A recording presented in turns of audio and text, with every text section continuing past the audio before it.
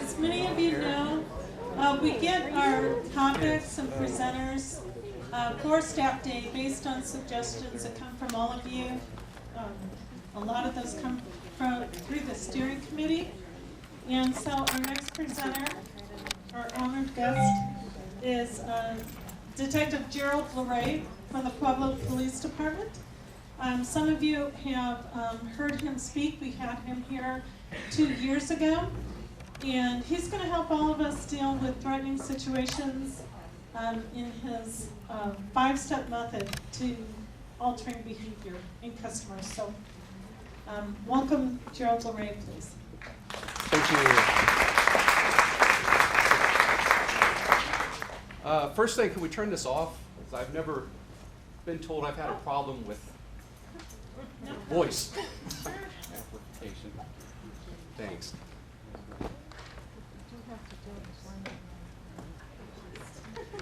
No, is that going to disrupt your thing? Okay. Yep. Okay. All right. Boy, I can't see a thing out there. Good morning, folks. How's everybody today? Hey. All right. So now this is your in-service training? You understand?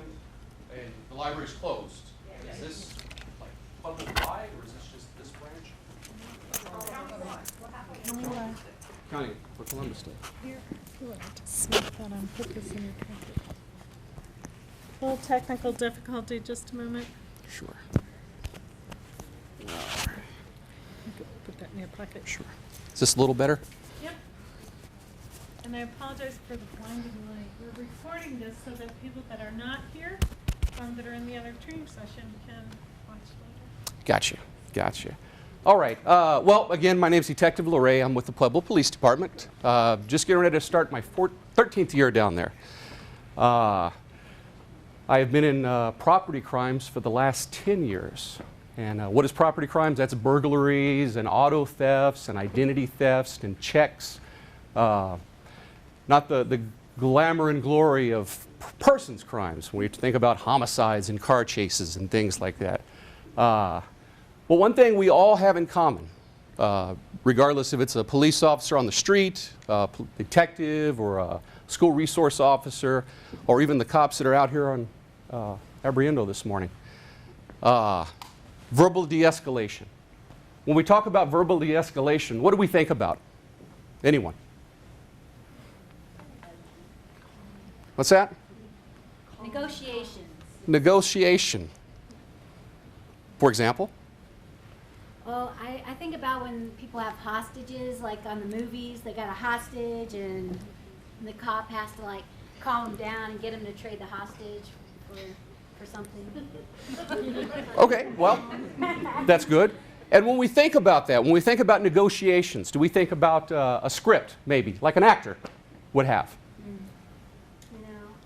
No, you don't think that maybe, like on the Hollywood, watching CSI or something when they have a hostage situation, would you think of a script? They would have to follow a script? Mm-hmm.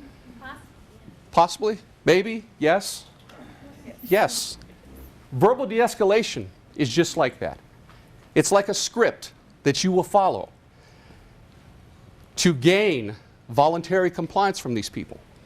When I'm out there on the street and I'm dealing with the public, the one thing that I want, the one thing that I hope I get the most from anyone is voluntary compliance. Why would you want voluntary compliance? Nonviolent, absolutely. And that's what we're looking for, is a nonviolent resolution out there on the street. The worst thing a cop could ever do is be involved in a life or death situation. Having been there, I would have liked the other alternative, which would have been a voluntary outcome, voluntary compliance. In the world of customer service, we are all in a position that requires us to have excellent customer service skills. Is that right? In the library, working in a hospital, fire department, working for an airline, working for a police department. Customer service skills is what we're after. Voluntary compliance is the goal of this presentation and everything that I'm going to talk about today. It's voluntary compliance.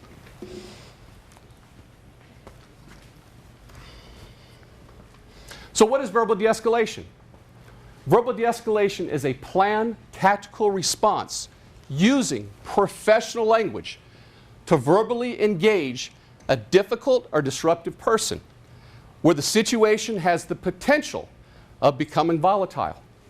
So what does all that mean, all those words up there? To remain calm? Remain calm. You remain calm. You are using planned tactical response, just like a script, just like the guy in the movie.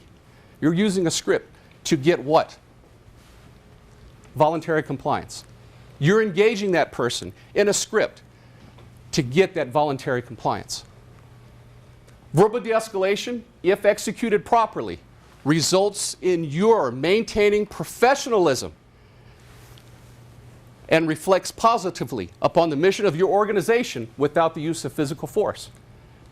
Just like at the police department, we need to maintain professionalism, right? Just like in your career, your profession, you want to maintain professionalism. You want to look positively upon your organization, is that right? Mm-hmm. So I'm going to show you today how to verbally de-escalate, maintaining professionalism without the use of physical force, and reflecting positively, favorably upon your organization. Verbal de-escalation consists of verbal tactics to show empathy, show respect, use your organization's policy and procedures to your benefits. Any administrators in here? One in the back would look like, oh yes. Okay. Do you write those policies and procedures there in your office? Now we're going to have an understanding of why they're there today. Somebody in here, the light bulb's going to click. Oh, now I know why we do that. Now I know why we have to do this. And finally, it's going to reduce liability and complaints. Anybody from HR in here? No show of hands? Nobody willing to admit? No? It's going to make your HR folks a lot happier. Before we continue, we need to learn about the people that we're going to meet. 3 people that we always meet. We will always encounter these people in law enforcement and customer service. We will always meet these people. First person is the nice person. Who are nice people? When we think about nice people, who do we think of? Rose. Rose. Who's Rose? Betty White. Oh, Betty White. Gotcha. A nice person will submit voluntarily to compliance. So when we think of somebody that's nice, we think of our grandmothers. Is that right? We think of maybe our folks, our parents. You know, somebody nice, somebody that likes to bake cookies for us at Christmas. That's what we think about when we think about a nice person, right? Nice people are people pleasers. They don't like to make waves. Saying no to us is not in their vocabulary. More times than not, they're going to be elderly. They're going to be our senior citizen population. Does that make sense? In the scope of policing, this group is more likely to be taken advantage of by criminals. So these are the people that usually call me and say my identity was stolen. Somebody stole my checkbook. Somebody took my purse. My grandson stole my wallet. But I don't want to make a police report, but I need help. These are the nice people that we deal with. Can you think of a nice person that you deal with in your job daily? Your regular customers that you deal with? Those are the nice people. So that's the first type of person we meet with. Next person are difficult people. Difficult people are your police because they are hard to police. These people are the ones that are likely to send food back at a restaurant. It's overcooked, it's undercooked, there's not enough, it's poor, it tastes bad, there's a fly in my soup. They're going to send it back. These people demand good service. They usually question authority and want to know why. How many of us in here want to know why? If we're told to do something, how many people want to know why? Show of hands. You folks are all difficult people. All right, it's not embarrassing to admit. We want to know why. We want to know why, right?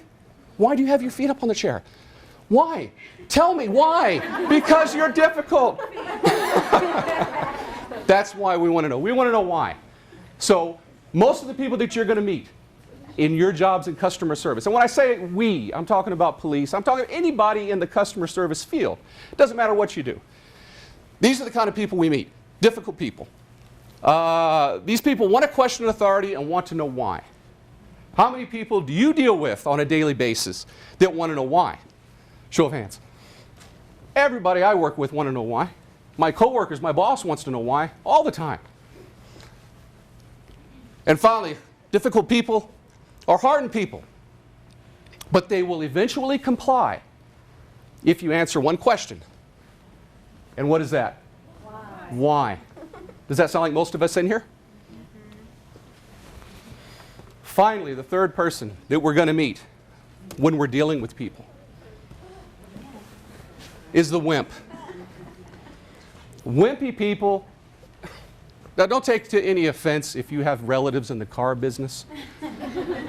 But when I think of wimpy, sneaky people, I think of a used car salesman. Remember Three's Company? Remember Larry? That's what I think of when I think of a wimp. Difficult people. These people are sneaky and backstabbers.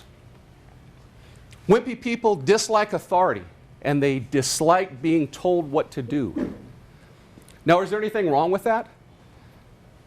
No, there's not. But what they do, they're hypocrites. You won't see them coming, and they also often have a hidden agenda. These are most likely your protesters, your people that directly defy authority, just because. They usually travel in groups, or they might have an agenda. There's always one with an iPhone or a GoPro or a video camera recording your reaction. In law enforcement, these are the people that we hate dealing with. But as long as we maintain our professionalism, piece of cake, piece of cake. Biggest thing with wimps is stand tall on your policies and procedures. Stand tall on your policies and procedures. When these wimps, when these people start pecking at you and trying to get your goat, stand with your policies and procedures. Don't let them get to you. Never engage in an argument with wimpy people. That's what they're after. That's what they want. Protesters across the street, they're hoping to engage the police today in some type of event to post it on YouTube so they can show that the police department is terrible, they're horrible, we're evil people. They're after an agenda.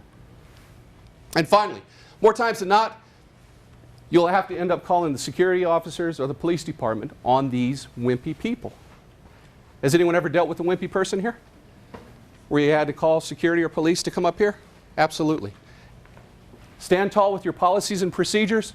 At the very last step, you're going to end up calling security or the police, and then we come in and we handle the situation. But what you guys did is you maintain your professionalism, you stood tall with your policies and procedures, and you came out a winner. And that's what we're asking for today. So let's talk about de-escalating positively. When we talk about de-escalation, we want to use positive terms, such as, I want to help you.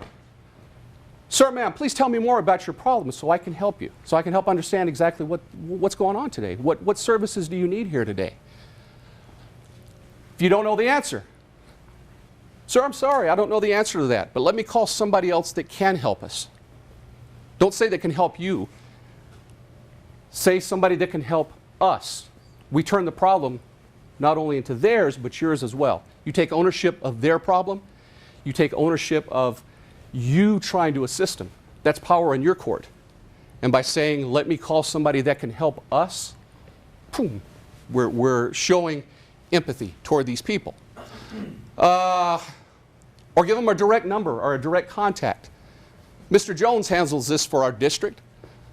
Let's ask him or her what she thinks about the situation. She's always willing to be helpful.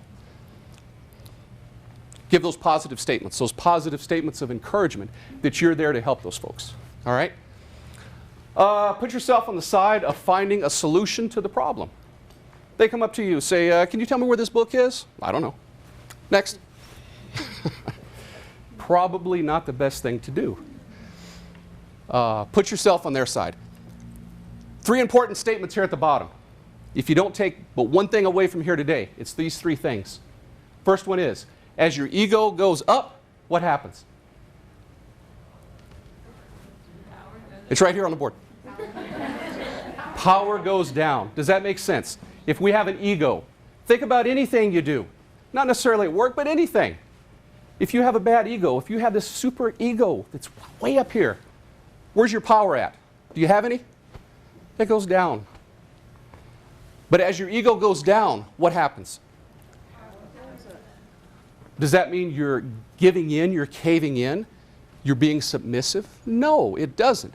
It means that your power is your policies and procedures, your professionalism, the way you handle yourself, the way you present yourself, the way you handle other people. That's the power, and that's what we talk about. The power goes up if your ego goes down. And finally, tone. We talk about tone. What is tone? Why are your feet on that chair? Because I want them to be a difficult person. Again, these difficult people always on the front row, the hecklers. So, tone. Do we know what we talk about when we say tone? I hope you're having a good day. I really like your sweater. So, that's tone. That is tone. We don't want to have any negative or bad tone. Active listening. 3 main listening skills. First one is attending. If 2 people are talking, if we're involved in a conversation, all right, tell me about your morning. It's been great. I had a chance to come to the library and see all the people from the other branches that I haven't seen forever. We're catching up. We're learning a bunch of great stuff. We had to listen to this detective talk about de-escalating situations, etc. Huh? Oh, sorry. One more time? No. Little drastic, thank you. But that is attending. Are you actually attending the conversation you're involved in? Are you there? Are you with your angry birds? What are you doing? Are you actually paying attention, giving them the physical and mental attention that you need? You know, tell me about your morning. Again. I came to the library for staff development day. Oh, wow, what's staff development day? It's an opportunity for all of us to learn about different things going on in the district.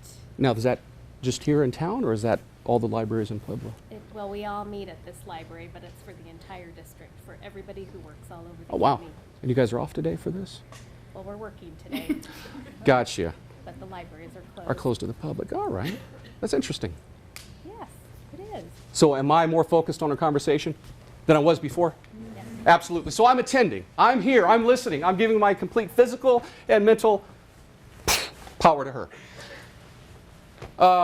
Next one is following. Make sure you are engaged using eye contact. So, anyone in here ever been stopped by the police? Me? Okay, I have too. State Patrol loves me, okay? But, man, I can't stand it when they don't want to look at you in the eye. They're just like, of course they got their dark glasses on, the mirror kind, you know, like Chips has. Yeah. So they got their dark glasses on. You can't see their eyes. Well, I hate that. I can't stand that. So, following. Is that state trooper following me? Is he really listening to me, or is he watching my hands? Is he watching what I'm doing? Is he looking for the open containers in the car? You know, what's the state trooper doing? So, same thing here. When we're involved in conversation, we need to be looking at that person. We need to be acknowledging that we understand what they're saying, right? If we don't understand, we need to show a negative, like, I'm not really following. Now, what's staff development day? Then when I understand, I need to give the affirmative. Oh yeah, that makes sense. I understand. So following, a look of concern. Now you don't have to be really like, oh my God, that's so horrible. You say you lost your book? No, I'm sorry. No, we don't have to be like that. We don't have to be that over dramatic. But we just need to make sure that that other person, the person receiving that information, understands that we understand what they're saying. And third and finally, paraphrasing. That's an important tool that I like teaching the academy recruits. Paraphrasing. What is that? What is paraphrasing? Back to the person what they're telling you. Right. Did you? If everyone hear that? Repeating back to the other person what you're telling them. Paraphrasing is important. Why? Because it lets the recipient, the other person involved in this conversation, know, one, that you're listening to them. And number two, it lets that person hear what they're trying to explain to you in your words. Does that make sense? They're listening to you explain what they're saying in your words. What that does for the other person, hey, that doesn't make sense what I'm saying. Does that make sense? You know, if you tell me, okay, so you have your district thing today and the library is open, but you guys are not getting paid? Is that right? No? Am I wrong? What is it? The library's... You are getting paid today. Okay. So you're getting paid, but the public can't come in? Oh, okay. Paraphrasing right there. Right there. So, finally, are you really listening? Are you focused on the subject and the topic? Are you multitasking with Angry Birds? Are you actually listening and focused on what's going on? You can put your feet back up here. Don't be scared of me. Okay, just... And did you know that the opposite of listening is waiting to interrupt? Does that make sense? If somebody says something to you through the course of your job, through the course of your day, it doesn't matter if it's a customer, it could be a coworker. If they tell you that the Denver Broncos are terrible, are you waiting to interrupt? Probably. All right. So the opposite of listening is waiting to interrupt. And if you guys need to take a break during this presentation, by all means, get up and go. Please. Don't wait for me to say go. Just bring back a cookie or something from the lobby. All right. We talked about this previously, but paraphrasing allows for clarification of both parties involved in the conversation. And it also allows for a moment of silence. Why would that moment of silence be good when we're paraphrasing?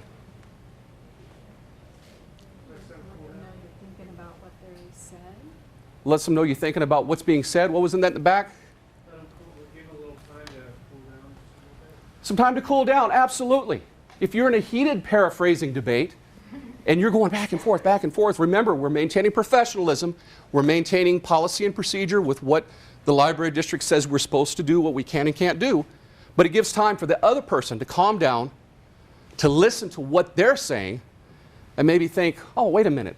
Man, this doesn't make sense what I'm complaining about. This doesn't make sense. You know, I'm just going off on a tangent, sorry, for no reason. Not good.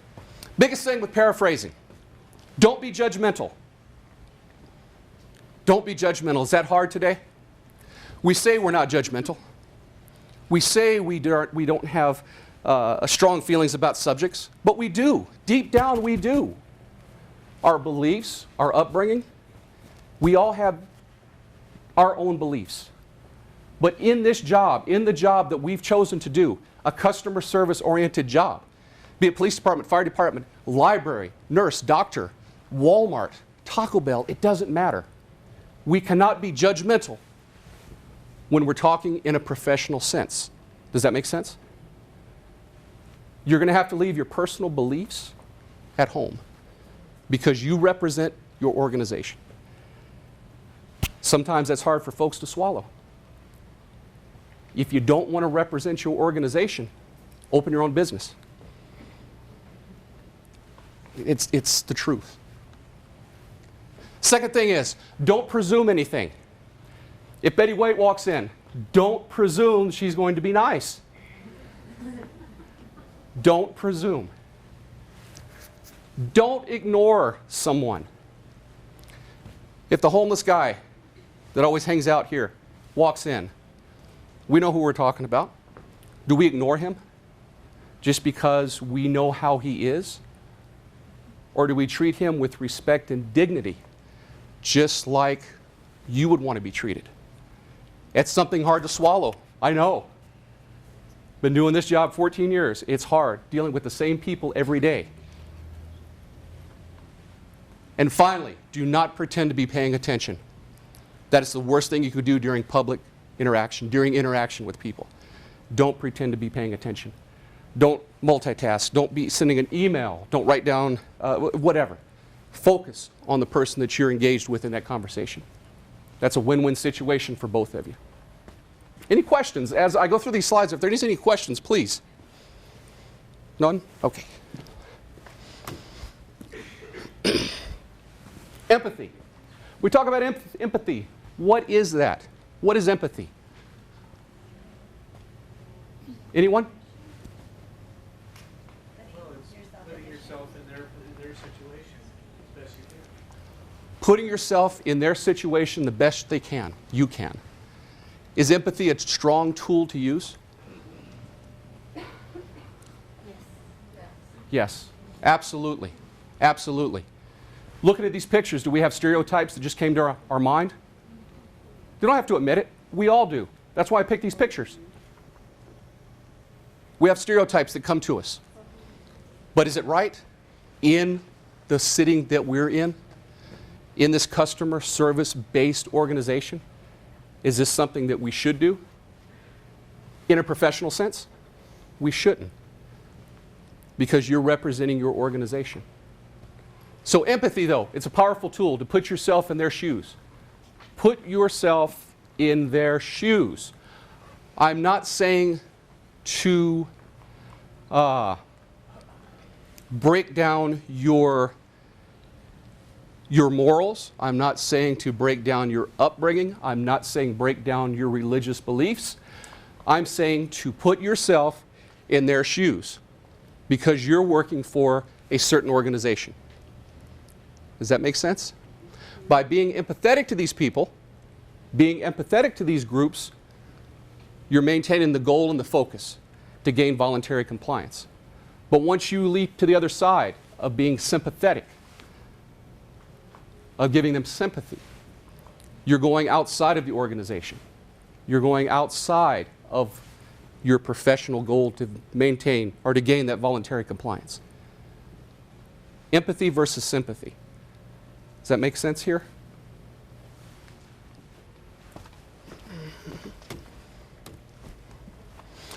Body language. Over 80% of our effective verbal communication is through body language. Now, I'm not talking about the William Shatner School of Acting. But what I'm talking about is the verbal cues, the verbal clues that you give people every day. So if we were involved in a conversation, and tell me about what you had for breakfast. A cinnamon roll and a blueberry muffin and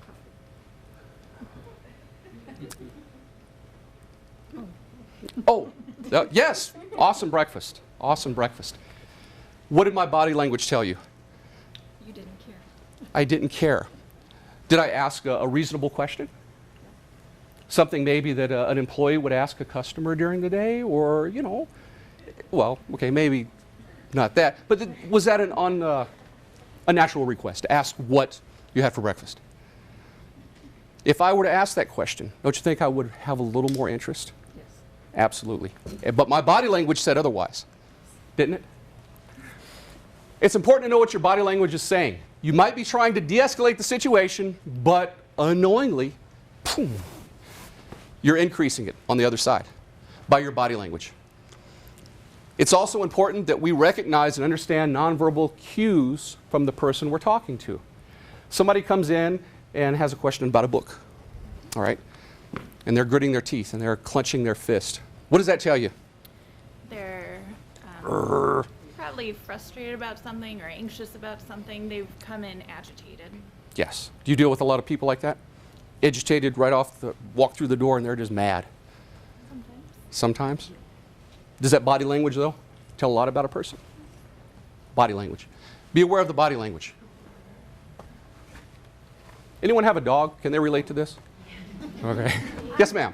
On body language, what is good body language to show that you are trying to de-escalate? Well, it depends on depends on the scenario. If we're sitting behind a desk, again, it goes back to what we had talked about earlier as far as eye contact, not multitasking, actually listening. So we have a desk here, our hands are open, non-threatening, they're sitting flat on the surface, we're not typing an email, we're not on the phone, we're not drawing doodles, we're not angry birding. We're sitting there, full attention to that person. If we're standing up talking to someone, again, our hands are open, they're not threatening, they're not in our pockets, we're not holding our iPhone, sending emails, we're just listening, very attentive. Biggest thing is to be open and non-threatening. We don't want to have our fists clenched, okay? We don't want to have our hands in our pockets. Not good body language. Just open, unthreatening, and inviting. So when I talk to the public, when I'm on the street, usually I stand like this. Stand like this. So I have my bat belt around me, ready to react to whatever is presented. But if I were to walk up to someone, if I were to have my gun out, or if I were to have my pepper spray or my baton out, would that be some body language that somebody can interpret as threatening? Absolutely. You have some cops today, they still walk around with their hand on their gun when they talk to people. You know, that's not what I teach, but I can only teach so much, you know. So, any other questions about body language? You can have your foot chair back. There you go. Thanks.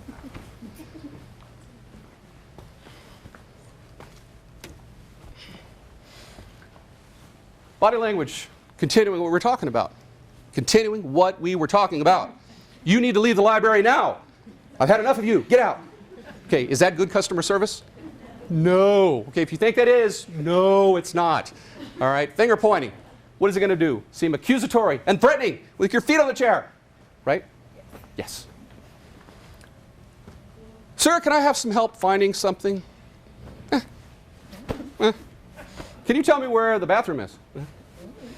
Can you tell me where the books on science are? Okay. Is that good to do? No, of course not. Body language. A natural smile. When I taught the recruits this last year, I actually had them smile at each other. So, what is a good smile? You know, you have people that just have this stern look all the time. My dad, you know, hey, Dad, happy birthday. Hey, Dad, happy anniversary. Hey, Dad, the Saints, which are the greatest NFL team in the nation. Hey, Dad, the Saints won. That's what I get from my dad. All my life, that's what I got. So what is a natural smile? You know, sometimes you can actually have a smile that angers somebody. Yes, it's true. See, that one right there. That could anger somebody. So good smile versus a fake smile. See, this is the front. This is like SeaWorld. Either I'm going to spit on you or you're going to get heckled. So one of the two.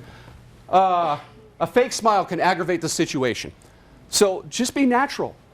Just be natural. And finally, what does your posture say about you? Yo. So what does your posture say? Are you attentive? Are you listening to what the person's saying? Are we just slouched back in our chair? Are we behind our desk with our feet propped up? Got our tennis shoes off? Got our feet on the chair? Got our feet on the chair? So, but what does your posture say? What does your posture say about you? The eyes. What do the eyes say? What's the saying? The eyes are the window to the soul. Ooh, the eyes are the window to the soul. What do your eyes say when you're talking to somebody? Are you looking at them directly? Are you attentive to what they're saying? Are you looking off at what your coworker's doing over there, playing Angry Birds? Are you listening to somebody talk to you, but you're looking at your computer monitor waiting for that email about the trip to Vegas that you guys are going to take? Ah, yes. So what do the eyes say? Be aware of your eyes and eye contact. Again, you might be unintentionally escalating something by staring at someone, by giving them the wrong signals. Again, these are nonverbal cues. Just be aware of eye contact when you're talking to someone.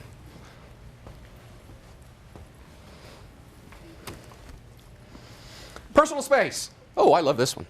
I love personal space.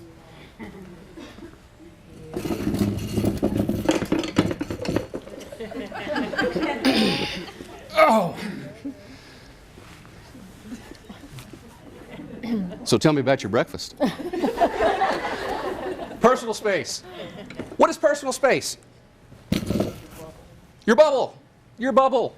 Not the bubble boy, but your bubble. The space that you enjoy, you feel comfortable in. Do we feel comfortable to some people being close in our bubble? Do we mind? But other people, we want to stay away. We don't like being near those people. Likewise, on the job, are there coworkers that you like being close to?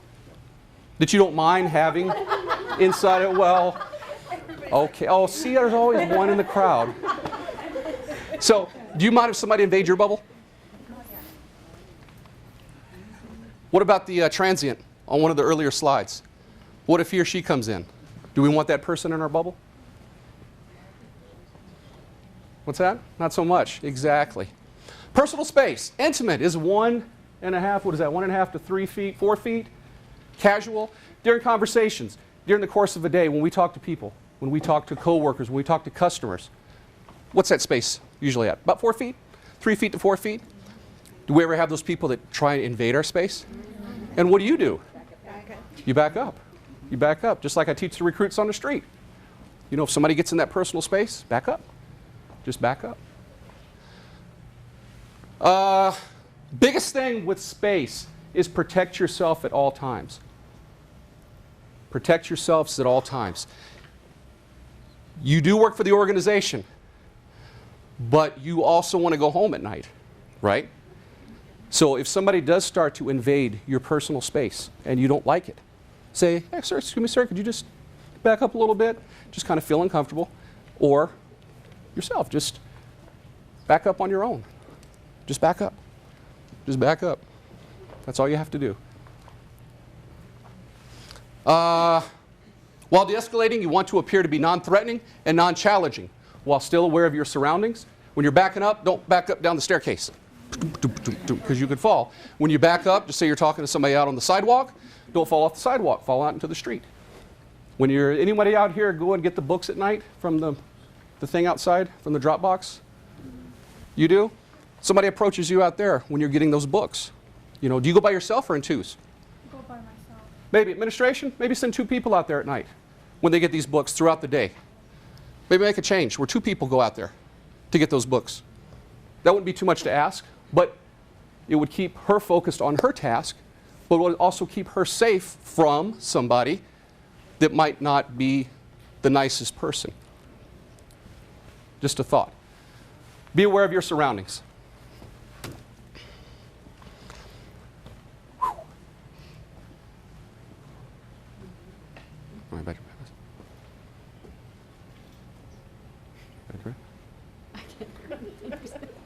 So it's funny? What I'm saying is funny? Ah! No. Tone, lowered voice. Do we know mumblers? Do we have to deal with mumblers daily? Not just coworkers, but I'm not talking about coworkers, I'm talking about the public, the mumblers. If we can't understand what they're saying, if we can't hear them, what do we say? What's that? Can you please say that again? Can you please say that again? Could you say that a little louder? I'm hard of hearing. That's my line. I say, guys, man, I'm having a hard time hearing. Lost my hearing in the Air Force. So could you please just turn it up, just 1 notch? People on the street usually do that. And we also build rapport. If somebody's a veteran, they say, oh, you were in the military? I say, yes, I was. Oh, wow, we're building rapport. But if I can't hear them, I ask them to turn it up. Also, your tone. If I'm sitting here yelling at you, telling you about your tone, how do you take that? Aggressive. Aggressively, yes. But if I say tone, how we say things, how we present ourselves vocally, is important. Is that right? We don't want to be sarcastic. We don't want to be nasty to people. We just want to have a good tone, right? Now, can tone be condescending? Yeah, absolutely. Tone. Again, like we talked about earlier, tone is the deadliest voice in the English language, or the deadliest word. Raised voice may set off excitement or disruption to the person. A low tone might be condescending. Biggest thing is to speak slowly. By speaking slowly, it's interpreted as soothing and non-aggressive, non-confrontational. A controlled voice is one of calm and firmness, which promotes confidence. Now, when we're on the job site, when we're at work, the things we say is based on what? Again, our policies and procedures, our rules and regulations, our daily operating. That's the tone we should be setting. That's the information that we should be sharing with those customers. Should we be sharing our personal beliefs? No. Should we be sharing our religious beliefs? No. Should we be sharing our upbringings with people here on the job site? No. As long as we stick with our policies and procedures, you're going to be okay. I use a lot of humor in my presentation, but when you're talking to somebody behind the desk, when you're talking to somebody in public, if you use humor, that might be taken as condescending. Yes? Everyone agree? Always be respectful to the other person and generate that voluntary compliance by saying yes sir, no sir, yes ma'am, no ma'am. We're all grown adults. Is it hard to say yes ma'am, no ma'am to a 20-something or 18-year-old?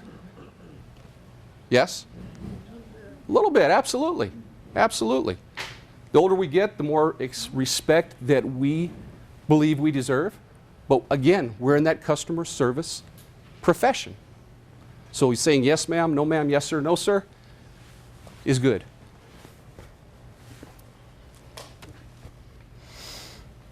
The voice and the role. Here we go.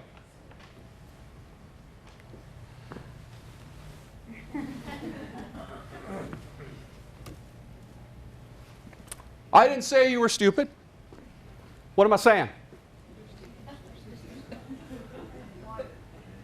What did I say? I didn't say you were stupid. I didn't say you were stupid.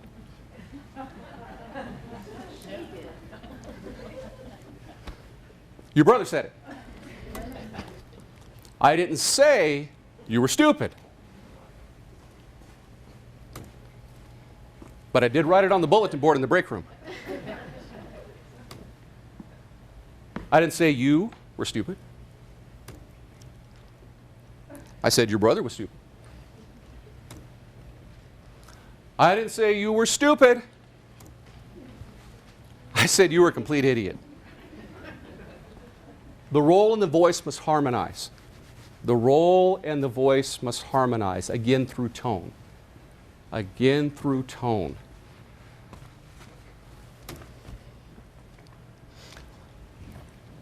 Any questions on what we covered so far? How are we doing on time? How long have we been gabbing? Half an hour? 45 minutes? Yeah. All right. Take about 10 more minutes here. Then we're going to take a break, come back for the second half. But these right here, tips for successful de-escalation. First one is remain calm and listen. Really listen to what's being said. Like I asked you, tell me about today. I ask you, tell me about today. Did I really listen? Did I really pay attention to what was being said? Avoid overreacting. Know your limitations. It's hard for people to say, I don't know. If you were to ask me, as a police, how do you run a DUI? Oh, here's a better one yet. Tell me, detective, about the marijuana laws in Colorado. I've got no idea. I have no clue. And I can tell you 80% of the cops down there don't know either. Because we don't know. We don't know. We've never been trained on it. These laws are so new. So if somebody says, detective, tell me about the marijuana laws. I don't know. The shoulder shrug. I don't know. But let me get you in touch with our narcotics sergeant who can probably give you that information. So I admit there's things I don't know. Validate. Understand why the person might be upset. Are they upset about an overdue book fine? Are they upset about being charged twice for a book fine? Are they upset because they can't find a book at the Pueblo library and have to wait a day or 2 days for it to come from Pueblo West? Validate why that person is upset. Doesn't indicate that you agree with them, but it just says that you understand their problem, you empathize with them, and you're going to try and help them to solve that problem. Here's a big one. Remove onlookers. Ever run into somebody who's discontent and they're at your desk or they're at your counter or they're talking to you and they're surrounded by their little friends and they all start chipping back and forth? Anyone ever run into that? Try and remove those onlookers. Try and remove those people that are standing there. Onlookers can either help or hinder you too. Had an officer, 4 years ago, 3 or 4 years ago, he was effecting an arrest over here on Union. I was working overtime that night. So they had a bunch of people standing around. The officer shows up. It was a disturbance, big old ruckus there. And the officer needed to make an arrest immediately. As soon as he arrived, he needed to make an arrest. So he went to grab this guy. The fight was on. What did the onlookers do? Any guess? Some had their iPhones out, took an Angry Bird break and started recording it. Other people called 911 saying, hey, this cop's in trouble, send more cops. And some of the people there actually jumped in and helped restrain this guy. So onlookers can either help or hinder you. Watch for those nonverbal cues when you're talking to people. What are they getting ready to do? When they're sitting there talking to you, do you work behind a desk? Sometimes? Okay, so. Not a public service desk, but a desk. But if somebody, an employee, is sitting over your desk like this, and they're throwing the chair out of the way, what does that tell you? Want to go? No, you want to go. They want to go. Somebody wants to go. Either go rounds or something. So look for those nonverbal cues. Do you need to call security from the beginning of that contact? Is there anything wrong with that? If you feel uncomfortable dealing with this person, is there a problem calling security? Absolutely not. Do you need to get involved in verbal communication, in any type of verbal interaction with this person? If those spidey sensors are going off and tell you, hey, I should call security or we should call somebody, have them call the police, absolutely do that. Here's a big one. Pre-plan your approach by having that can-do attitude. What does that mean? You always hear people think positively. Do we always hear that? Remember the cat, the poster, and the cat hanging on the screen door, and the cat saying, hang in there? Remember that? I'm showing my age. Okay, anybody besides the folks on the front row remember that? Yes, in the back. Thank you. Thank you. So what does it mean to think positively? God dang, I'm spitting on you. I'm sorry. I'm sorry. Told you, SeaWorld, front row, gets it. What does that positive attitude mean? What am I telling you to do? Believe in your ability to de-escalate. Believe in your ability to de-escalate. There you go. Simple. Believe in yourself that you can do this by these steps that I'm going to show you today, by this handout that I'm going to give you. Practice. So, ex-wife, mine. I had stepkids. Not anymore. But when I started teaching this, I would do this 5-step method with the kids. And after about a year into our relationship, the kids finally said, you know what, don't even, I know what you're doing. We're going to go ahead and do it. So, hey, clean up your room. That was the biggest thing. Hey, clean up your room today. It's Saturday, clean up your room. Well, we go back and forth. I started using the 5-step method on them. By the end of the second step, they were cleaning their room because they knew there was no way to win. Positive attitude.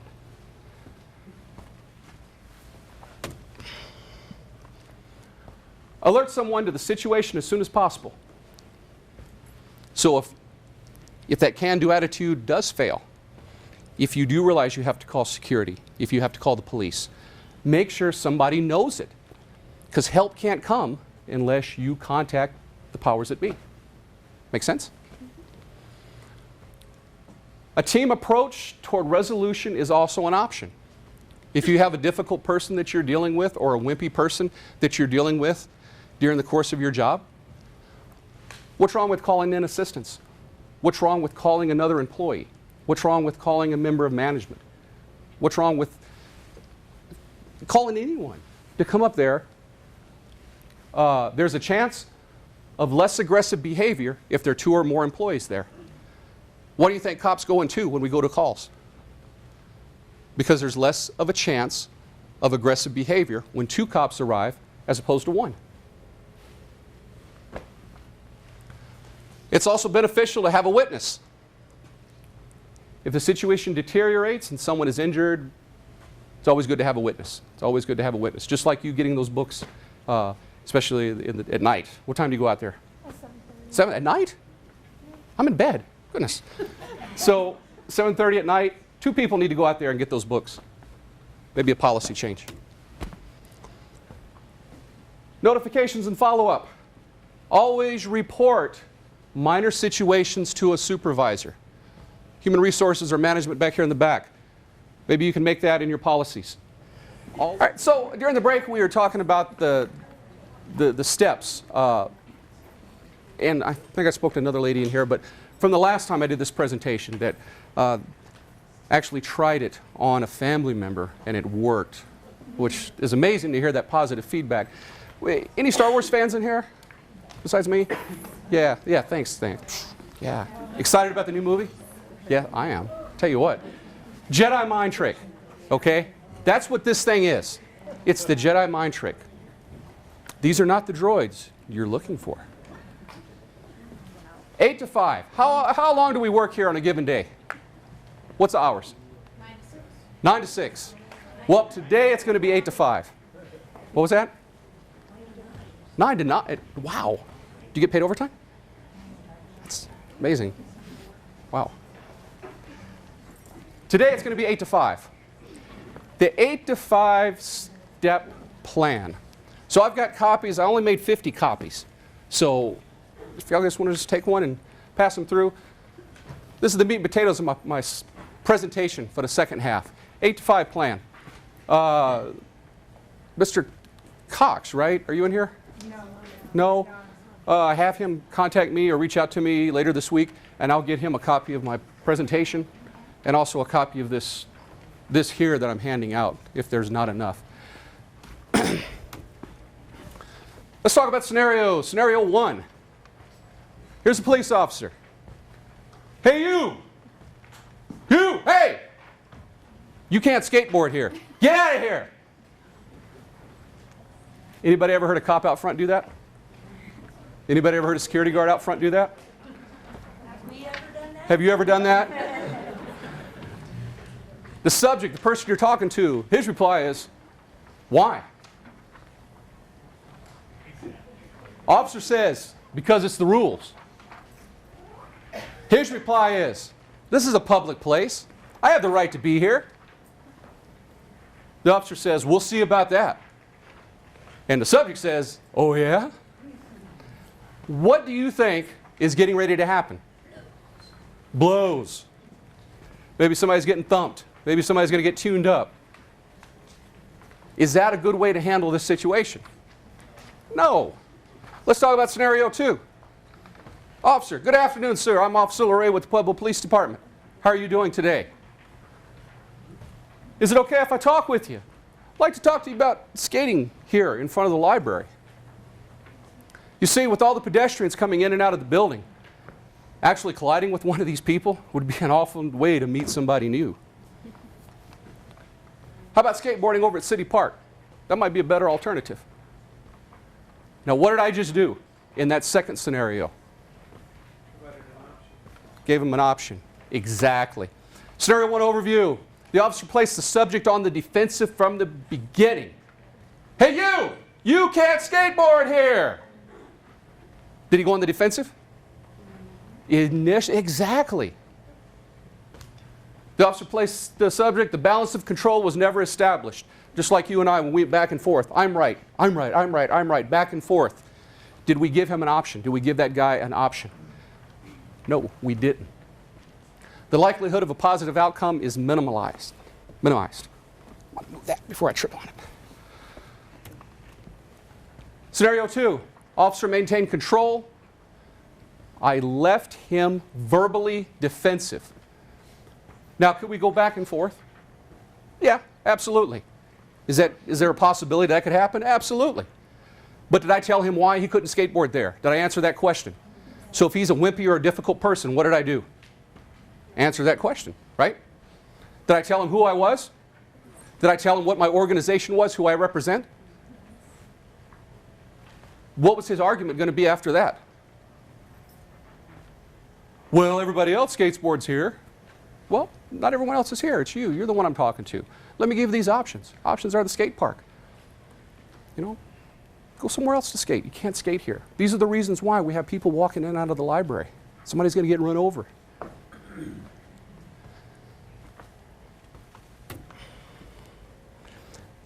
Meat and potatoes here. in any customer service driven contingent. Voluntary compliance is the key to successful relationships between the client and the organization. Does that sound good? That's what I teach the recruits in the academy.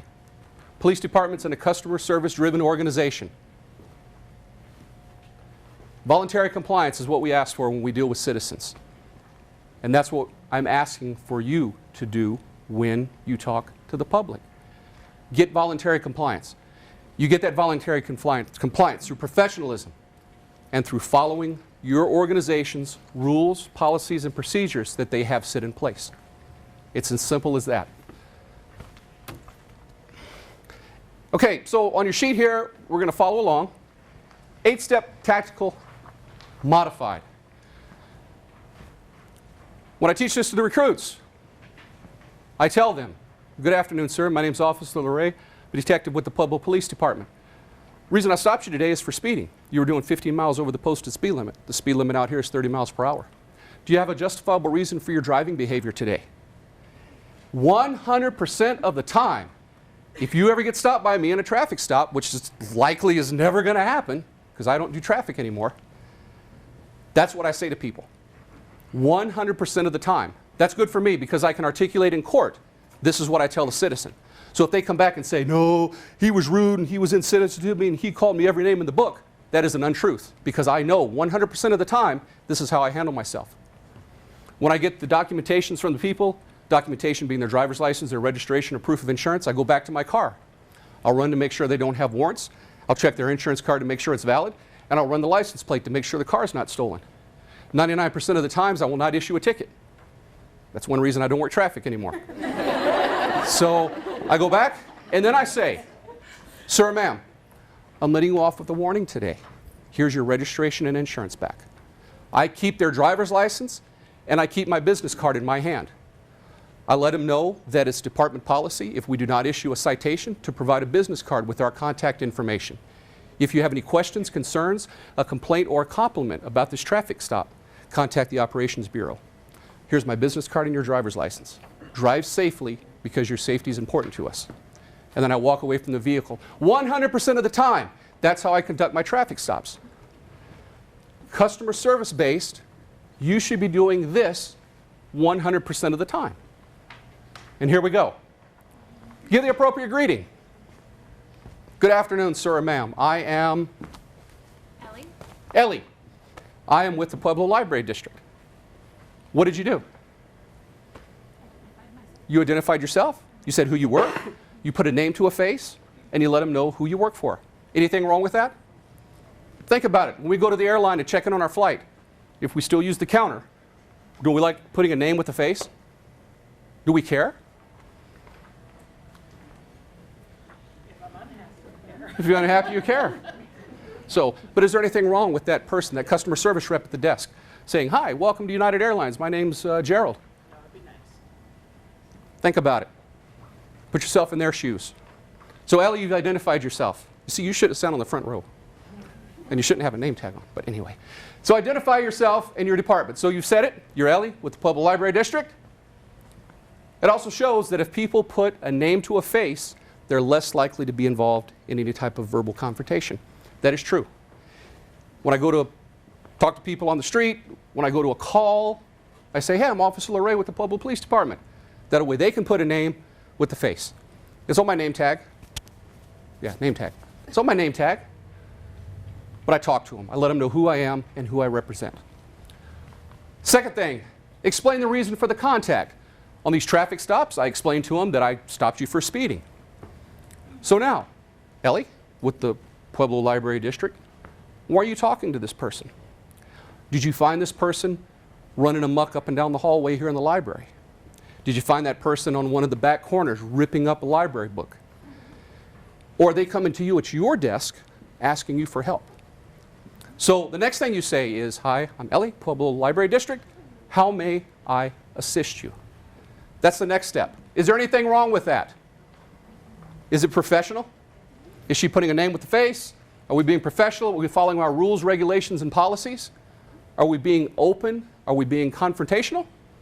No. Well, we're being open, but we're being non-confrontational. Anything wrong with that? No. Also, onlookers. Think about the police videos we see on TV. Now, I'm not going to armchair quarterback any of them. I don't do that. But what I do say is that let's watch the whole video. Don't just watch excerpts of the video. Let's watch the whole thing from beginning to end. Okay? Somebody walks by and sees Ellie in a confrontation, a verbal argument with a client, with a customer. What's the customer walking by going to believe? That Ellie's just rude, that she's mean, and that she's yelling at this customer for no reason, rather than to get the whole story. So for onlookers, it looks good. Do you have a justifiable reason? 4, Ellie, what drew your attention to talk to these people? Did they come up to your desk again and ask for assistance? Or did you find them, loitering around in the back doing hate and discontent to the library property? Ask for that person's name. Anything wrong with asking for their name? No, of course not. Hi, sir, what's your name? My name's Ellie. What's your name? My name is Gerald. Hi, nice to meet you. Nice to meet you. Why are you ripping up this library book? Is that something bad to ask? Absolutely not, because you want to know. What can you do to assist this person? And now you have your decision. Number 7. This is where you decide what the disposition of your contact with that person is going to be. Based on, this is a nice word I like to use for the recruits. I'm going to share it with you folks. The codified body of knowledge. That's a big word, basically saying your rules, your regulations, your policies, your procedures, your operating. Does Pueblo West operate the same as the Pueblo main branch?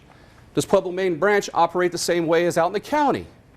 Will the new library, when it opens here on the east side, going to operate the same way as Pueblo West? Or is there going to be confusion in operating procedures for each one? Is that good or bad for an organization? Administration, that's something you need to look at if you haven't already.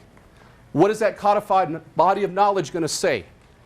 Is it going to have the same rules for each branch, or we're going to have little nuances here and there? If there are nuances here and there, do the employees know what they are?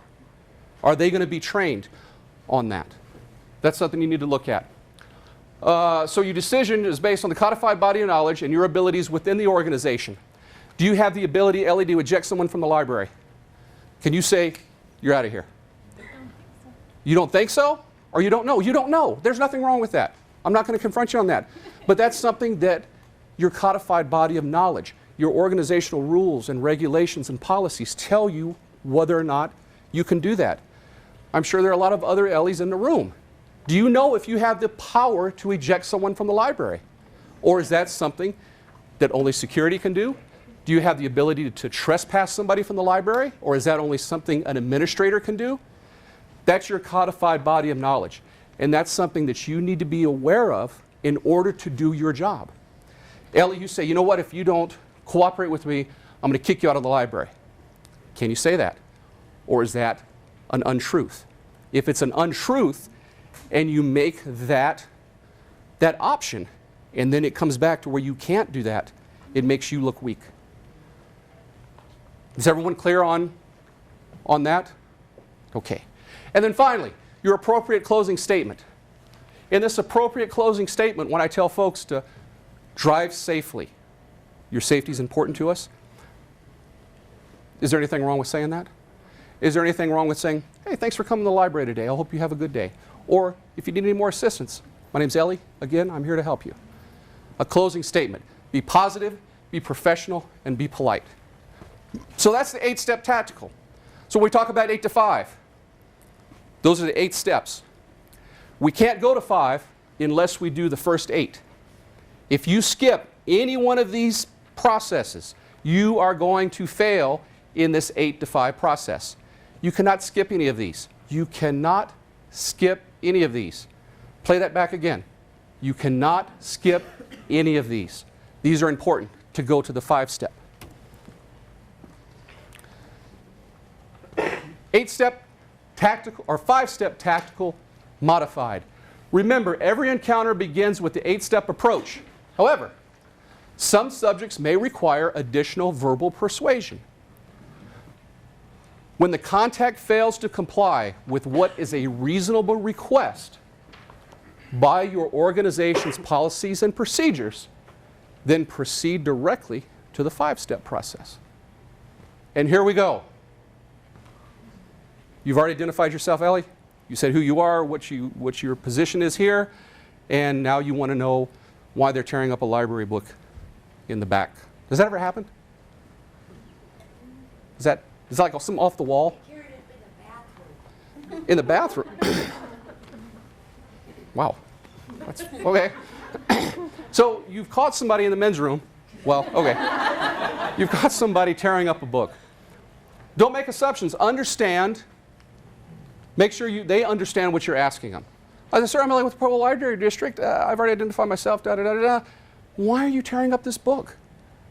What would make you want to tear up this book? And they're going to reply one of two things. They're going to tell you to beat it, or they're going to say, whatever reason. You know, the pages are telling me to tear them up. I'm mad at the library. This book is anarchist material. It's blasphemy. Whatever. That's why they're tearing the pages out of the book. The next step is to explain. Don't just say, sir, you can't tear up this library book because I told you so. Or you can't tear up this library book because it's against the rules. You need to explain why they can't tear up the library book. The library book belongs to the library, belongs to the public. Other people want to read this book. You can't do this. This is not appropriate behavior. If they start throwing cuss words at you, if they start calling you every name in the book, do you throw one back? In the back of our mind, I know we would like to, but in a professional setting, in a professional organization, do we do that? No. We say, well, sir, I understand that. I hear what you're saying. Shoot, maybe they call you a dumbass. You might agree. You're a dumbass. I said, well, you know, I agree. But be professional and do not lower yourself to them. Do not lower yourself to swearing. Do not lower yourself to attacks on race and gender. And above all, do not respond with natural language.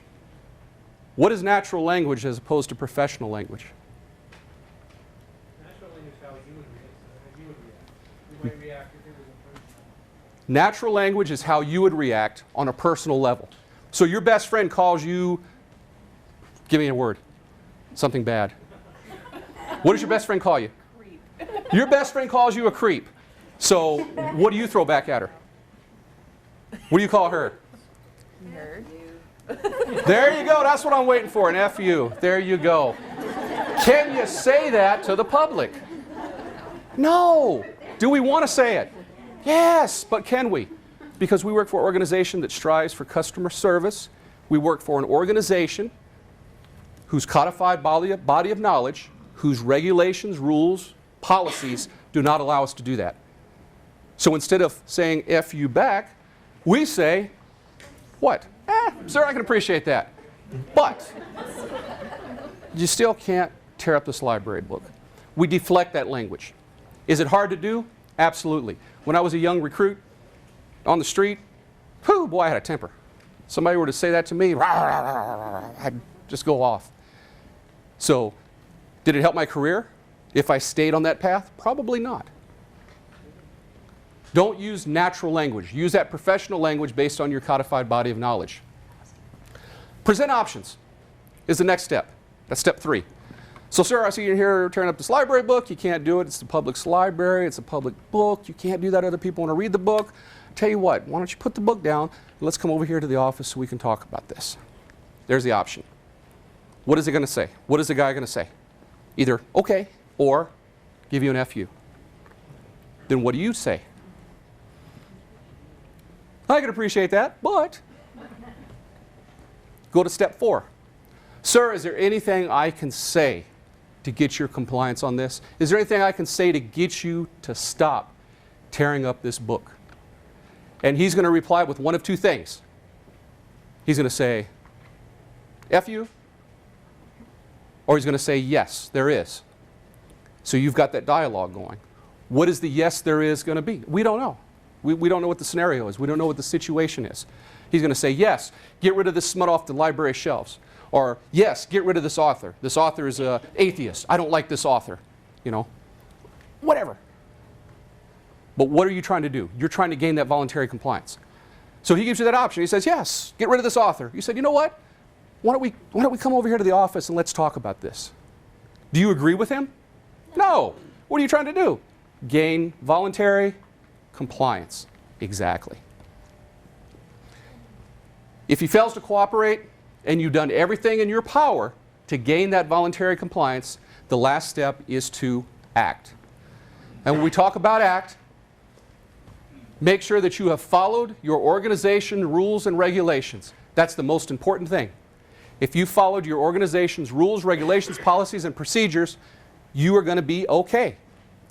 If you deviated from any of those, bad news. Because you missed a step in there. You missed a step. Could it possibly turn out okay at the end? Yes. But is there that chance of liability in there? Absolutely. Make sure you follow your organization's rules and regulations. Also, make sure you have backing of your organization to follow through with the act. Supervisors, if you get to Ellie and she says, hey, this is what happened, we need to call security, we need to call the police, we need to eject this fella, we need to stand by Ellie's decision. If Ellie did 8 to 5 and she gets to that 5th step and she's done everything that she's supposed to do, supervisors are people that can make those decisions to eject people from the library, they can make those decisions to have them banned, trespassed, whatever, need to support Ellie's decision. Okay? I can't stress that enough. If you don't do it, it makes Ellie look weak, and it makes the 8 to 5 program just a bunch of words on a piece of paper that I'm coming here for 2 hours to fill in some training. We need to make sure that we're doing 8 to 5 and we're doing it properly. And the powers that be support the 8 to 5 program. Supervisors or the person responsible for calling law enforcement or security. If an employee gets to this point, remember that the subject has been given numerous chances to comply. By the time we get to this point, we should also be documenting everything on paper as to what happened. Because if you don't write it down, what? It didn't happen. Any questions on the 8 to 5? Here's some phrases to avoid when using the 8 to 5. Come here! Hey, you in the library! In the bathroom! I don't know why you're in the men's bathroom, but hey, come here! What does that sound like? It sounds intimidating, especially coming from an authority figure. You're walking around the library, you have your name tag, you display you're an authority figure in the library. Think about it. When kids are over here in the corner acting up and they see somebody from the library walk over, what do? They scurry, right? Have we seen that? Does that happen? Yes, because you're an authority figure in your position. A more effective and casual approach would be, excuse me, but I need to talk to you for a second. Or, could I speak with you for a second? This gives the other person the feeling that they had a choice. But your implication was clear. Excuse me, I need to talk to you for a second. Is that okay? Thanks. Think about it. If somebody yells, come here, I'd run in the other direction. I don't know about you, but before I was the police, I was a kid. Somebody said, come here, man. I was gone. I was gone the other way. Next step, or the next phrase. You know what? I'd explain to you why you can't tear up a library book, but you just wouldn't understand. Do we have those people? We try and talk to, but they just don't understand? Yeah, we all do. It's insulting. Again, don't prejudge their ability to comprehend. It's better to say, sir, I'm going to explain this to you. It might be difficult for you to understand, but I'm going to tell you why you can't tear up a library book. Enough said on that. Sir, you can't tear up the library book because it's against the rules. Just the facts, ma'am. Just the facts. Although it is a correct source, this phrase shows that you are weak, cannot support your request because you don't know the rules. You know the rules, you know somewhere in the rule book it's against the rules, but you don't know what the rule is, so you're just going to say it's against the rules because you know it is. If you're enforcing rules for a good reason, make sure you explain why. Ma'am, I'm writing you the citation today because you were going 25 over the posted limit. This is a school zone. The state has set speed regulation here through the school zones to double the fines. That's not a decision that I make. That's up to your state legislatures, okay, legislators. So that's why this ticket is doubled. I empathize with you. I understand that you were heading, to work after dropping your son off. I understand, ma'am, but unfortunately, you just can't speed through here. So here's your citation. Here's your driver's license. Drive safely, because your safety is important to us. Done. I didn't get your business card. You got my ticket, and I wrote a ticket. You got a ticket, so I don't have to give you my business card. Your audience might not agree with the explanation, but at least you honored it with an explanation. Think about it. What if somebody told you it's against the rules? You tell them they can't tear up the library book in the bathroom because it's against the rules. Now what have you done? Open the door. You've opened the door for more dialogue. Who's in control of that now? They are. Exactly. Hey, I like this one. Officer, what's going on over here? None of your business. Step aside. Boy, I was in Orlando. Asked the cop, what's going on? None of your business. I was like, what? What just happened? Yeah, it's a slam dunk of verbal abuse and very unprofessional. If you ever have a cop tell you that, ask you what's going on, and they say it's none of your business, you get their name and you call me, because I'll have a talk with them. None of your business is a cop-out. That's verbal abuse and very unprofessional. I can't stress that enough. It angers people when they hear it, because it labels those people as outsiders, as they have no business knowing. Hey, officer, what's going on? None of your business. Step aside, ma'am. Step aside. Officer, what's going on? Oh, we had a collision over here involving a red truck, and some kid just ran from it wearing a black ball cap. Oh my God, I just saw this kid with the black ball cap. He's signing over here in the alleyway. Now that's cool, because that officer talked to you. You told him what you observed. Now the cops are over there in the alleyway tuning this kid up. I mean, arresting this kid. Sorry. Think about it. You're a taxpayer, and it is my business. Enough said on that?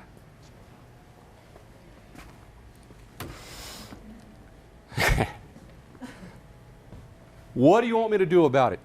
So I lived in Springs for a while, and I was an avid bike rider, so I used to ride the bike up and down the bike trails. I was over by Colorado College. This was in the mid-90s. So I'm over there, I'm riding, and I see a drug deal go down over at the, there's a 7-Eleven off of Uinta, right there on the corner, underneath the interstate. So I was like, oh man, I just saw the drug deal go down. And I was still in the Army, so remember there was a CSPD officer sitting there, and I went over to him and said, hey, I just saw a drug deal go down. Cop replied to me, what do you want me to do about it? I was like, you son of a, I'm like, you gotta be kidding me. This is what he told me. What do you want me to do about it? It's an evasion of responsibility and almost always accompanied by sarcasm. So this cop didn't want to deal with this 20-year-old kid, me, telling him that there was a drug deal going down. This cop was on his break. This cop was doing paperwork. This cop was doing, maybe taking a complaint from the 7-Eleven. I don't know. But his reply indicated sarcasm and told me he didn't care. So the image I got from the Colorado Springs Police Department for several years after that is all the cops there are lazy. Does Pueblo Police Department run into that? If you've had a bad experience with the Pueblo Police Department, it's going to leave a bad taste in your mouth. It is. It does with me, dealing with State Patrol. I think, man, they're all out to get me. Just because I'm going 35 over, no reason to stop me. No. If you're unable to assist or help that person, say so and apologize. And then what's the next step? Call somebody that can help them. Call somebody that can help them. If you don't know the answer to that question, get on the phone and call somebody. Make it our problem. Maybe it's something you don't know about. Maybe it's a new challenge that you've never had. And you're just like, oh man, this is a good question. I want to know how to deal with this. I want to know what to do. So next time you can handle that problem. All right. Calm down. When I was in the police academy, we take a test for the state that certifies us to be a police officer in the state of Colorado. With this certification, we can go to any department and work as long as we're certified. Kind of like a nurse. You know, with the nursing program, once you're certified, you can go here. This is actually a question on the police test. What is the one thing you do not say to people? And that is calm down. You're criticizing somebody's behavior implies that you have no reason to be upset. Calm down. Lady, just calm down and drink your coffee. It's going to be okay. What? I don't know anything about you. You could be having a terrible day. You know, that might not be coffee. That could be, you know, gin, whatever. But telling somebody to calm down is the worst thing that you can tell them. Why? Because it reassures them that things will improve, but you've created a new problem because you don't know why they're upset in the first place. Instead, look at them right in the eye and say, sir, it's going to be okay. I'm here to help you. I'm here to figure out why you're tearing up this library book. Why don't you come out here to the office so we can talk about it? There you go. Think about it. If somebody tells you to calm down with feet on the chair, calm down. It's okay. What are you going to say? No, say that. The last in the italics. Don't tell me to calm Loud. down. You calm down. There you go. There you go. Thank you.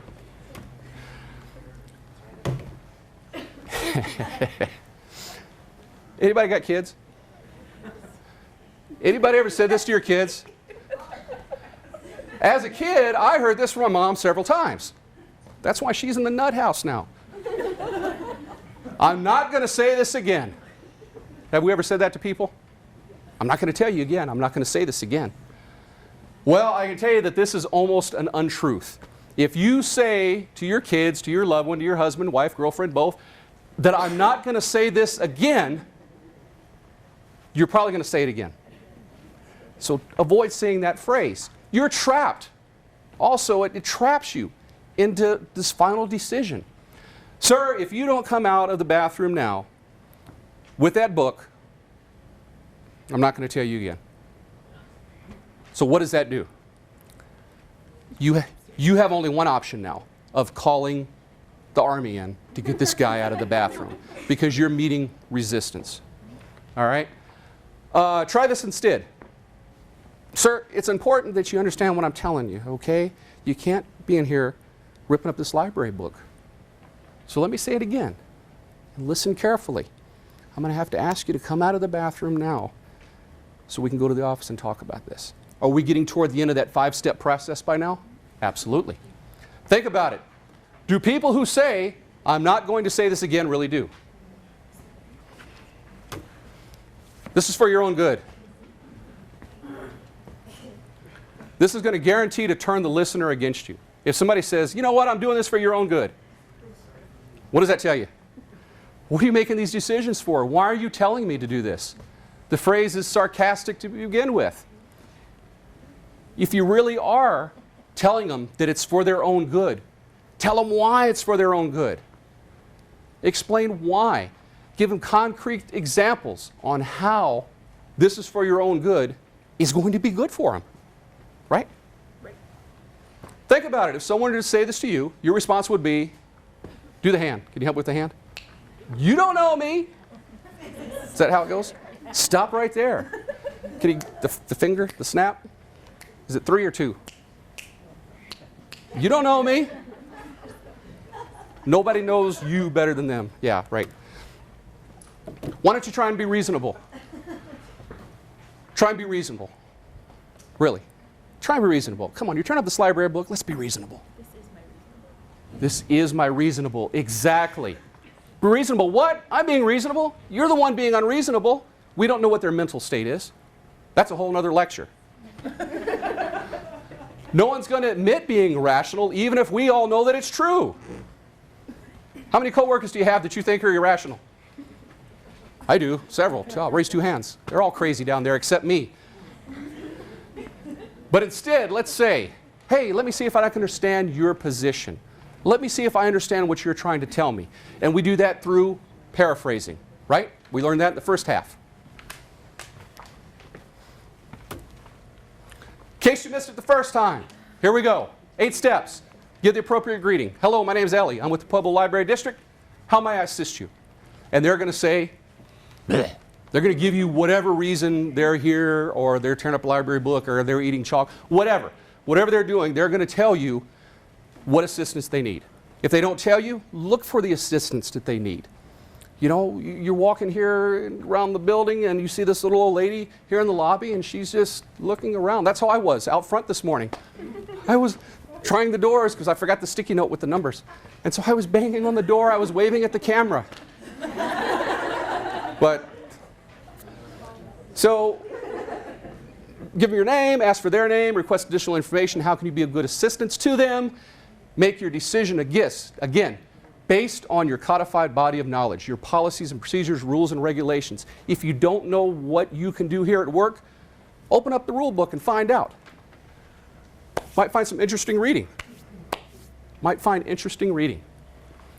And then finally, your appropriate statement at close. Remember to be polite and professional. 5-step tactical, in case we missed it the first time. Don't make assumptions. Make sure they understand what you're asking them to do. Okay? Guy's in the bathroom ripping up the book. You walk in there and say, hey, sir, why don't you come on out? So he comes out. He's still ripping the book. What do you want him to do? Sir, could you please stop tearing up that book and come on out and come down to the office so we can talk? Make sure that you know they understand what the request is. Make sure the request is allowed within your codified body of knowledge, within your rules, regulations, processes, and procedures. Don't tell them to do something because you told them so. Give them a rational reason. Again, based on your rules, regulations, policies, and procedures. That's the biggest thing. Know your policies, procedures. That way you can base all of these requests on them. Again, if you fail to take the first 8 steps and these next 5, if you fail to follow each one, you will fail. You will fail. Present those options.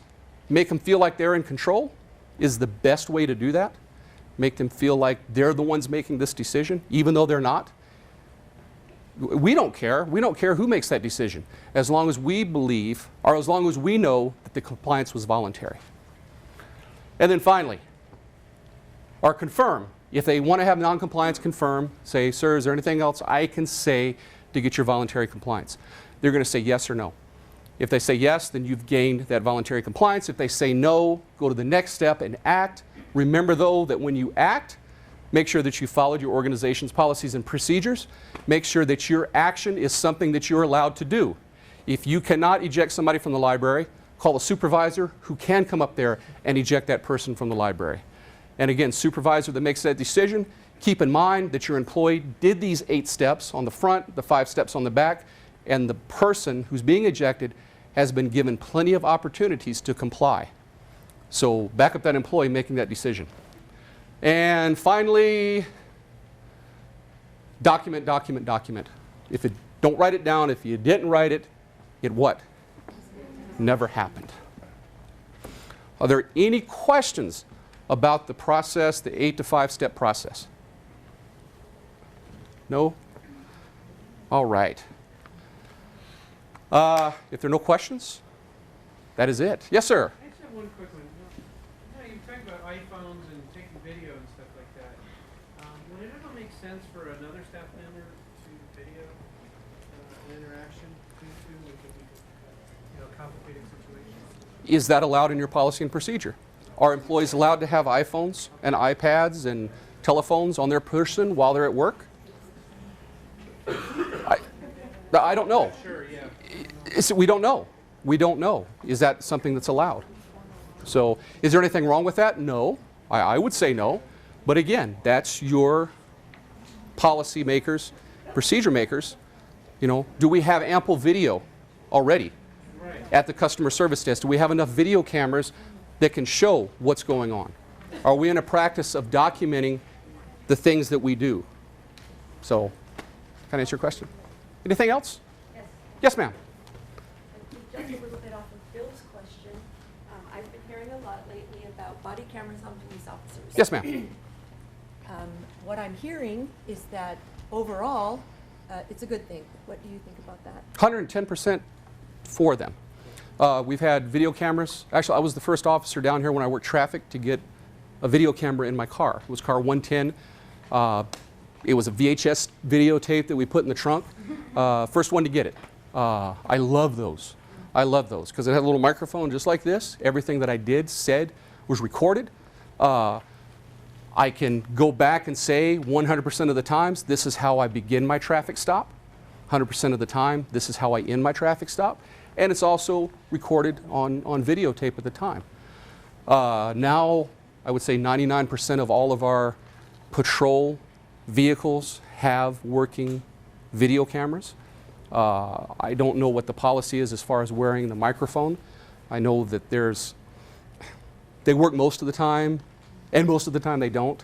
So, but as far as the body cameras go, they're about the size of a pager, a large pager, and they can be worn on the belt, shirt, or here on the lapel. I'm curious to hear what an actual officer thought, because I think it's a really good thing for the officer. Now, for me, you know, my opinion being an instructor in the academy, living by the 8 to 5 program, I'm all for it. I'm all for recording what we do. Not to get rid of dirty cops, but to stop vicarious liability from dirty people. So, does that make sense? So, anything else? Any other questions to entertain, or? No? Those brochures that I handed out, that's the 8 to 5 steps. Keep those, put on the refrigerator. Parents, if you have kids, let them read it. Let them know what you're going to do. So, thanks for letting me come here this morning. Always tickled to come out here and do presentations. So, thanks again.